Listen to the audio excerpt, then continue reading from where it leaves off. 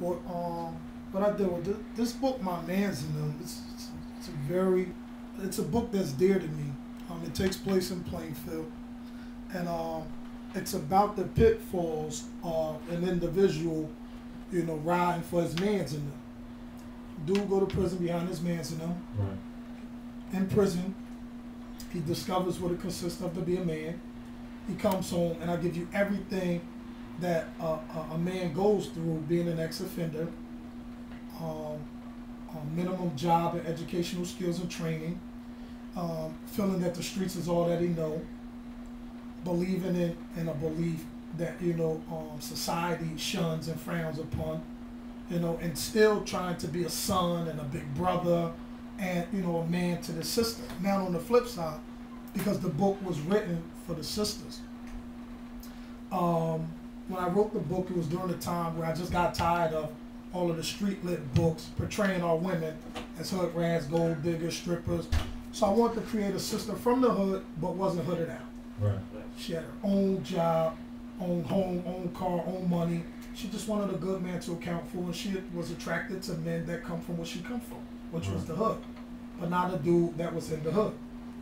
I decided to pick this book above all because it conveys the most powerful message. Okay. Choices, right. Decisions, and that's what the book is about. It's a book that I wanted to fund independently because the cover of the book is the housing projects, the building that I grew up in, and the building that I conducted a lot of illegal business out of. And the individuals on the cover are 5 individuals from my community, from my hood, that, like myself, made it out, my brother and some of my childhood friends. I wanted to convey a message how, like, when you're in the streets, your mans in them aren't really your mans in them. You know what I mean? That when the smoke clears... Y'all hear that? Say that again. Definitely. When you're in the streets, your mans in them are not really your mans in them. And when the smoke cleared, all you really have is like your moms, your wife, your girl, like that. You know what I mean? Those are the ones that keep the line of communication open, the money for the commissary, visits, and, things of that nature. And this is what the book is about. And I wanted to fund it independently because what I'm going to do is I'm going to offer proceeds of the movie to youth organizations and things of that nature in my city, to give back.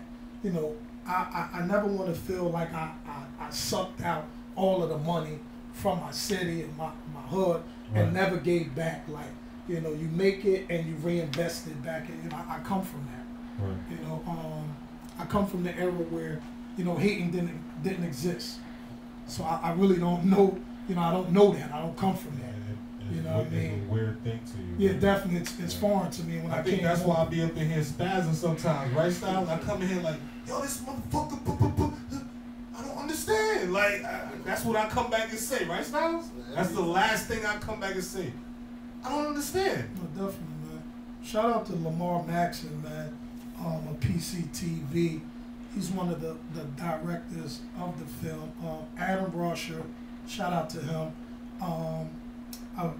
If I'm not mistaken, he wrote the script for Rip the Runway, I believe. Don't quote me on it, but something to that effect. He does the reality shows.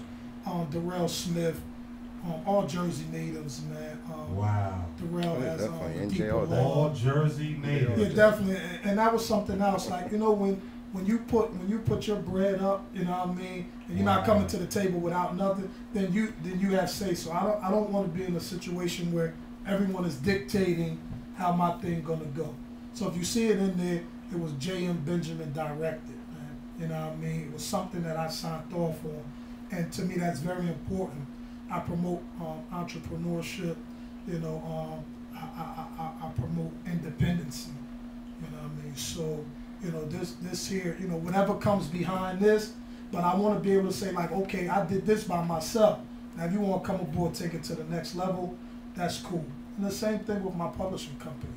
You know what I mean? If someone approaches me, I can say, like, look, this is what I did by myself. You know. What are you doing? What can you do?